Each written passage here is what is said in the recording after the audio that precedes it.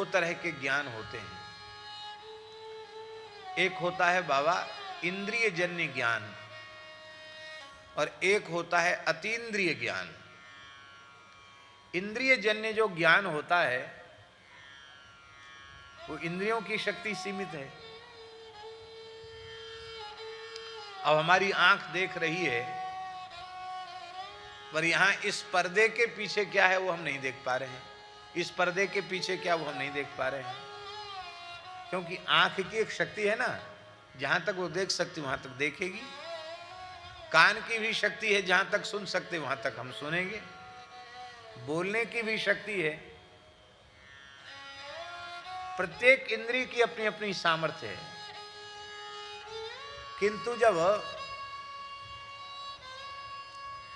अतीन्द्रिय ज्ञान जो होता है वो इंद्रिय जन्य ज्ञान से करोड़ों करोड़ों गुना श्रेष्ठ होता है, उत्कृष्ट होता है, दिव्य होता है। अतीन्द्रिय माने दिव्य ही होता है।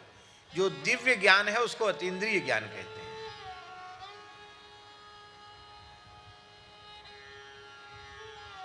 हमारे कहने का सीधा साधा मतलब यह है, आज का जो विज्ञान है और विज्ञान अपनी उपलब्धियों पर इतरा रहा है, फूला नहीं समा रहा कि मैंने ये प्राप्त कर लिया, मैंने ये प्राप्त कर लिया। ये सब अतीन्द्रिय ज्ञान नहीं है, ये सब ज्ञान इंद्रिय जन्य ज्ञान ही है। पर ऋषियों के पास जो ज्ञान वो इंद्रिय जन्य नहीं, वो अतीन्द्रिय ज्ञान।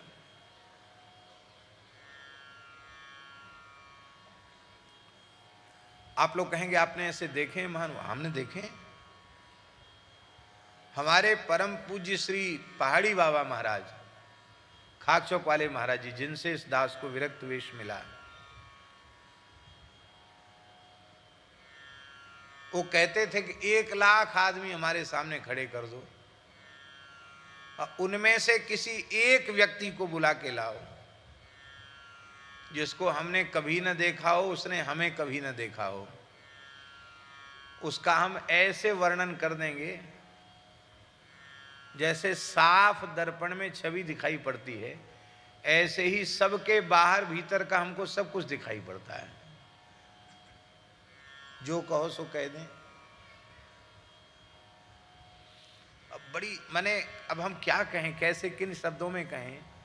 लोग विश्वास नहीं करेंगे। लोग कहते ये चमत्कार हो गया, वो चमत्कार हो गया।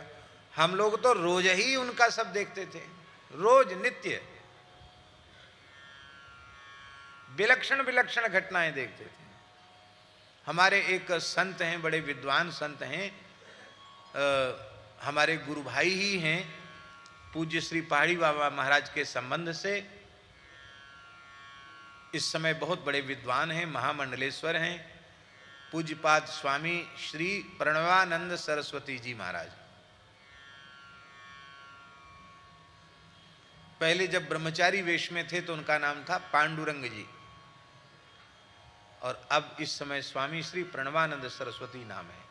तो महाराज जी से साधन सीखने आते थे। कुछ महाराज जी उनको कुछ ध्यान धारणा महाराज जी ने सिखाई थी, और हमारे ही माध्यम से वो महाराज जी से मिले थे। तो वो आके घंटों महाराज जी के पास बैठते थे। तो हम लोगों ने एक बार विचार किया कि महाराज जी की वाणी टैप हो जाए तो हमेशा तो समय एक जैसा रहेगा नहीं, तो कभी उनकी वाणी सुनने को मिलेगी। पुरानी बात है, तो टेप वेप तो थे नहीं आश्रम में। महाराज जी रेडियो रखते थे, समाचार सुनते थे और रामचरितमानस सुनते थे रेडियो में, और शास्त्रीय संगीत आता था तो कभी वो भी सुनते थे। और शास्त्रीय संगीत का उनको ज्ञान था। पखावज तो बहुत बढ़िया बजाते थे, सितार बहुत बढ़िया महाराज जी बजाते थे, और तबला पखावज तबला भी बजाते थे। मथुरा वृंदावन रेडियो स्टेशन का प्रथम उद्घाटन हुआ, उसमें वीणा बजाई वीणा बाबा ने, पखावज बजाई महाराज जी ने। पहली रिकॉर्डिंग, उद्घाटन ही उसी से हुआ। महाराज जी बड़े संगीत के भी मर्मज्ञ थे। और वो सुनते संगीत, बड़ी विचित्र घटना घटती है। लंगोटी लगाए बैठे रहते, और एक स्वर गलत लगा दिया तो वो रेडियो उठा के फर्श पे जोर से पटक देते, ए तेरी जर, सब गुड़ गोबर कर दिया, गलत स्वर लगा दिया। अब रेडियो इतने जोर से पटकते वो पत्थर का फर्श टूट जाता, तो बाद में कहते, ए गौर ये तो टूट गया, ए दूसरा ले आना। साल में एक आध रेडियो तो पटक के तोड़ ही देते थे। विलक्षण महापुरुष थे। तो पांडुरंग जी बोले, स्वामी प्रणवानंद जी बोले कि ठीक है, हम बढ़िया वाला टेप रिकॉर्ड है और महाराज जी को ऐसे आज्ञा लेके करेंगे तो वो नाराज हो जाएंगे, तो हम थैला में उसका स्विच दबा देंगे और वो जो कुछ भी बातचीत होगी उसमें भरती रहेगी। ठीक है, तो वो लेके आए। हमने आंखों के इशारे से पूछा कि लाए हो? बोले हाँ तैयार है बिल्कुल मामला।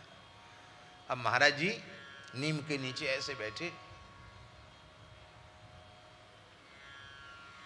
उन्होंने लंबी डंडौत करी, हमने भी करी। एक बार भी सिर उठा के उन्होंने देखा ही नहीं।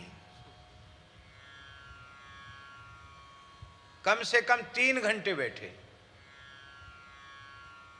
और महाराज जी 3 घंटे तक ऐसे बैठे, बीच में कोई बोल नहीं सकता।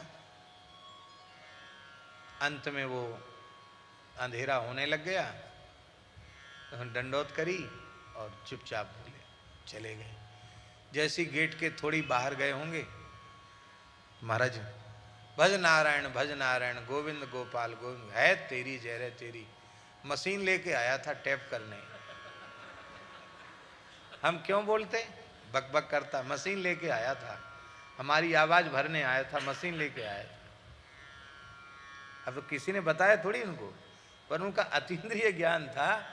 तो थैला में मशीन बंद है और वो चालू है, उनको पता था, उनकी इच्छा नहीं थी तो नहीं बोले।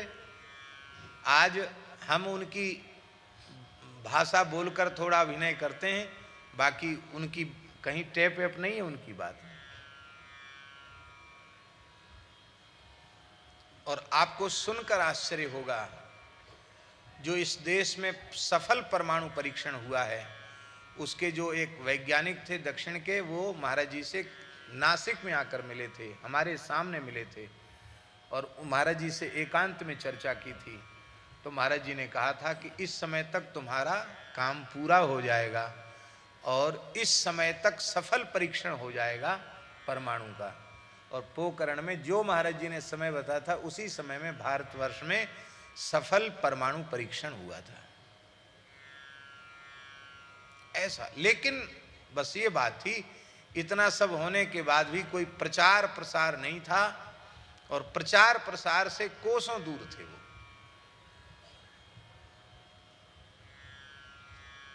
समर्थ अतीन्द्रिय ज्ञान, भूत भविष्य वर्तमान तीनों का ज्ञान उनको था।